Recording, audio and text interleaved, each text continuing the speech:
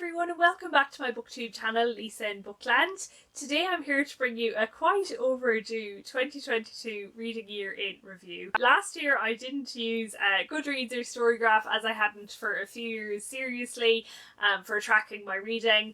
I just have started a Storygraph account, so I'll put the link to that in the description because yeah, I think I do like it, and I do like the idea of having a digital record as well. But my primary way of tracking my reading has been just writing it down on paper, and then at the end of the year on New Year's Eve I translate it all to an Excel sheet so I can do some stats on it. So that's what I'll be talking about today. What I have in this book, I literally just write the title and author, I write some facts about it, so the nationality of the author, the category, what year it was published, number of pages, whether it was a reread or not, part of a series, and what format. And then I suppose I would say that this is my more personal record of my reading. I will maintain this, as I probably don't put everything on that I write in here on Storygraph, because on Storygraph or on my booktube channel, because like anybody that reads knows, sometimes you have like more personal responses to a book that you wouldn't go blabbing about on the internet. So I do kind of like my pen and paper. But anyways, I'm just going to tell you about what I actively tracked about my reading, and then some things I suppose I just noticed about my reading when I went back and looked at them. So yeah, on with it, I suppose. So the first section I'm going to cover is going to be very short, and that is whether I met my reading goals or not. So I just had 3 goals really. I didn't set any kind of formal goals before that, because this is the first year I've been on Booktube. So I always did kind of have a rough goal in my head for the last few years. Since COVID, I'd like to read over 100 books. I read 128 books, so I achieved that goal. I also kind of had 2 other goals I set midway through the year. So my first goal was to kind of an informal goal to read at least 1 Irish book per month. It was after the Irish Readathon in March. I said I would like to read 1 Irish book per month because I'd enjoyed the Irish Readathon so much, and I succeeded in that goal for every month apart from one, which is Jane Austen Delight. I didn't read any Irish books. And I also read not many books that month at all, so that explains that. So I was happy with that.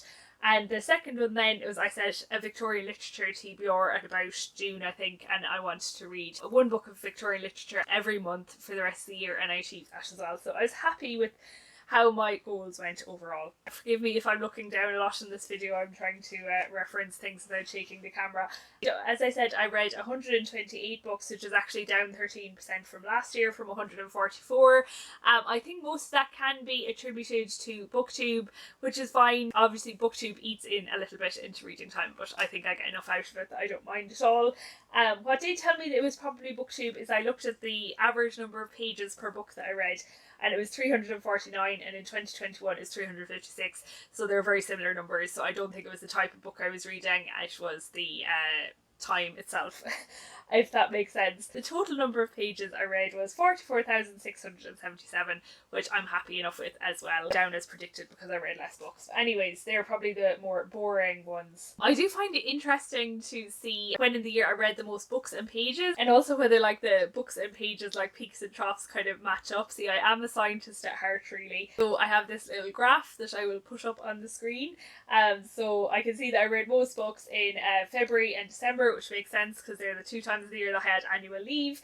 And also I read a good few books in June, and that was the month that I spent a lot of it down in Cork by myself, dog sitting for my aunt and uncle, so I read a lot more then as well, so that's kind of interesting. But aren't November and December interesting enough to contrast? Because I read a lot of short books in December, and I must have read longer books in November because the number of books I read is quite different, but the pages about the same. Yeah, no, just interesting to look at. The little nerd in me kind of just like those stats. So the next thing is ratings. I won't dwell too much on this because, as I've said before, I am a very positive person rating, and I'm way too kind. So that's why I don't bother giving ratings on my channel. I probably will on Storygraph. Honestly, I wouldn't pay too much attention to my ratings. I gave an average rating of 8.46 out of 10, which is very, very high. So, but there is some good news.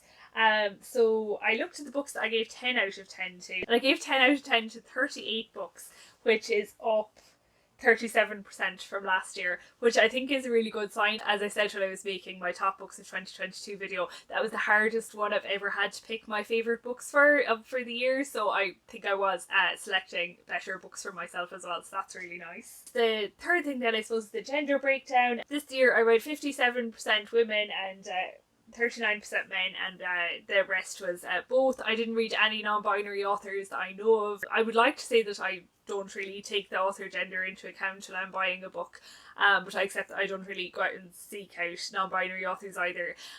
But for 2 consecutive years, a few years ago, I had like 51-49 and 49-51, like each way, like the other way. So yeah, I think I am quite even with how I read. I did read a lot more men last year because as we'll come to, I read a lot of books about ships. But yeah, so I'm happy that that evened out a bit this year. A brief note on rereads. 17% of all my reads were rereads, which was a lot higher than I was expecting, to be honest. But I do love rereading, and yeah, I don't mind that 17% of them were. I just genuinely didn't think I'd reread that many books. Unexpectedly, that was up from last year as well, and I thought I'd have been inclined to reread less when I joined Booktube, but apparently that hasn't been the case. I'd say my favourite rereads were The Kingdoms by Natasha Pulley and Villette by Charlotte Brontë. So onto format. The majority of my reading was physical, which is no surprise, that's the same as ever. 16% of my reading was ebook and 6% were audio. I do like reading on audio, even though whenever I read on audio I feel like I would like to read it again in physical, which I don't know why I always have that reaction.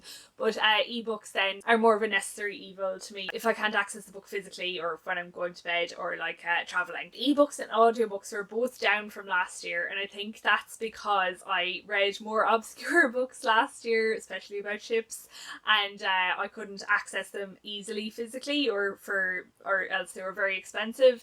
So I read a lot more digitally, whereas this year I read a little bit more mainstream, so I had digital copies of most of them, and I also used the library a tiny bit, even though I definitely have to delve more into that. So yeah, that's the reason why my digital reading was down, but yeah, it's fine. Then when it comes to nationality, not one of my biggest strengths. This year I read books from 11 different nationalities. That definitely isn't great, but it is up from 7 in 2021.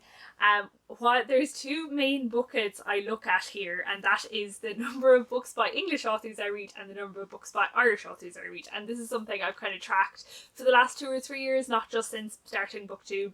And that's because I used to really read an awful lot of English books, and I still do, but I also read very few Irish books. That was like an area that historically I was very weak on, despite the fact that I love Irish history and, you know, I'm very happy in Ireland. But yeah, this year I think it was a little bit more even. 57% of the reading that I did was of books by English authors, or, you know, sometimes it's hard to find out these things, by authors that I thought were English, which is down from last year. As I said, last year I read a lot of books about ships. They were mostly by English authors. But anyways, yeah, room for improvement. But, you know, to be honest, I probably will continue to read a lot of books by English authors. But, you know, I'm happy enough with 57%. I know it's still quite big, but I am such a big fan of historical fiction, and I am very interested in English history, and yeah, that I can't imagine that number coming down much further. Though we'll always see. Obviously, there's so much more historical fiction in the world, but, you know, I do love the Georgian period, and I also I'm just starting to discover Victorian classics, really. So yeah, I'd be wary of saying that I will decrease that number much more, but it's better now than it was, so I'm happy enough for that at the moment. The other thing was the Irish books. As I say, an area that I've been historically weak on, and the Irish Readathon, thank you to the wonderful hosts of that, opened my eyes to the whole world of contemporary Irish literature that's out there, and I've read so little contemporary Irish literature, so yeah, I'm just starting to discover that world as well, and I would like to keep increasing that. So yeah, obviously my Irish reading was boosted by the Irish Readathon and the fact that I did read at least one Irish book every month. It'd be nice to read a few more authors from other countries as well. So the next thing I'm going to talk about is a bit odder, and that is topics. So for the last 2 years, I keep saying it, I read a lot of books about ships, and I was curious as to what proportion of my overall reading it was. So here is a table. It's probably shameful, but suffice to say, I'm not joking when I said I read a lot of books about ships in 2021 and about the Regency period, or more specifically the Napoleonic Wars. So those two both came down this year. I still will always love both of those genres, but yeah, it's just nice to diversify my reading a little bit, I suppose. And then the third one I look at at is books about Ireland, and that's because I wanted to capture books that were about Ireland but not written by Irish authors. The book that really probably triggered this category for me was Trinity by Leon Uris, which I think is such a great Irish historical fiction book, and Leon Uris is obviously American, so yeah, that was kind of to capture that. The next thing I wanted to talk about was genres. Here is a graph of the various genres that I have put the books in. It's my own graph, it's not generated by Storygraph or anything, so sometimes the genres are a little bit arbitrary and they cross over and things, but a little bit of an idea, I suppose. Interestingly, my proportion of fiction reading was 84%, obviously very high, but I love fiction. But that's what's interesting about it, is that's the exact same as last year, which I just found a little bit satisfying. I haven't changed that much, obviously. The number of classics that I read jumped quite significantly from 8% to 23%, helped massively by Victober and the fact that I read one book of Victorian literature for the second half of the year every month. And then the most obvious thing to point out is obviously I read majority of historical fiction, but I'm happy enough that I love historical fiction. A last word then goes to kind of the extremes of my reading for the year. So the longest book I read was Coming Home by Rosamund Pilcher, which is one of the books I read in February when I was on holidays in Cornwall, and it was also the most disappointing book of the year, which is an awful combination, and as I've gone into in detail in that video, I loved like 90% of the book and the last 10% I wanted to throw it across the room. So yeah, it was a strange one, and I still am a bit cross about it. But the shortest book I read was actually a local history book that was about history of my town from the late 18th century to the early 20th century, which was so fantastically revealing on every page. It's wonderful that there are those like little local history books out there, and I really, really enjoyed it. I also like to do a little graph of how many books I read per decade. So here that is. I hope I've been pointing the right side this whole video. Obviously the most books I read were between 2001 and 2020, but I split it out then because I read a good few new releases as well. Yeah, I think what I'll use this graph for in the future is once I read more Victorian literature, we'll see if I'm like all my Victorian literature reading is like clustered in one section of the Victorian era. It will probably be more revealing in years to come when I hopefully read more Victorian classics. So I read 18 new releases in 2022, which is up 5% from last year. I think that's definitely an impact of Booktube, but I was sucked into the world of new releases a little bit more, especially watching other Booktubers videos about upcoming releases and that. You do get a little bit excited about them, and yeah, but I always will love backlist books as well. I think my favourite new releases this year were The Half-Life of Valery by Natasha Pulley, and also Mercia's Take by Daniel Wiles. That's it for today, hopefully not too boring, and yeah, thanks for indulging me by listening to all of my statistics. I think these videos will be interesting to look back on for myself in the future, and yeah, thanks very much for listening, thanks for watching, and I'll see you next Thursday for my next video.